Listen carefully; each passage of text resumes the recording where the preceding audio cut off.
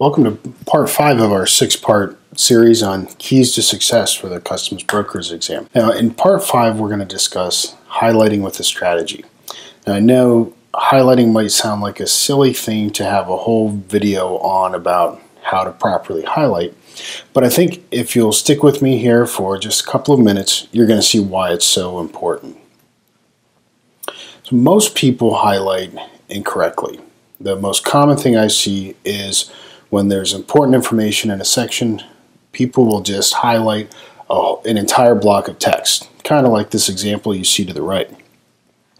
Now this doesn't really do us any good because all it tells us is somewhere in all of these words, somewhere in this paragraph, there's some important information, but it doesn't draw out what the important information is for us.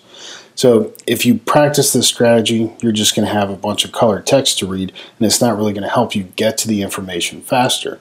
And as we've been discussing, the most important thing that you can do for yourself to prepare for the exam is to structure your material so you can find information as quickly as possible. So this is how I want you to highlight. I want you to get 5 colored highlighters. You can choose any colors you like, but here's an example of how I do it. I use blue for time periods. So anything that talks about how many days do you have to do something, or how many months or years, use blue so that you know that if you're looking for a time frame, you're looking for text highlighted in blue, and you'll be able to find it really quickly on the page. For money, green makes sense. It's the color of money, so I use green to highlight anything monetary. So fees, payments, etc. Use green. I use pink for penalties. Anything about penalties I highlight in pink. Orange for customs forms. So if there's a question on what form you need to file for something, use orange.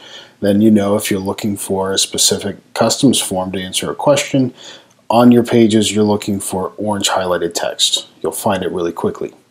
And then yellow I use as my general color, so there's important information but it doesn't fall into any of those categories. Use yellow. Now, as you can see on this example to the right, we're not highlighting the entire block of text. Only highlight the minimum number of words you need to understand what the section is telling you. So on the right here is telling us what we need to apply for a broker's license. So if you read only the highlighted text, you can quickly identify that the application for a broker's license must be submitted in duplicate to the director of the port where the applicant intends to do business on Customs Form 3124 and accompanied by a $200 application fee. I mean, that's really quick. It's easy to pick out that information, right? But if we go back to the previous highlighting example, I mean, how long would it take you to find that information if you highlight like this?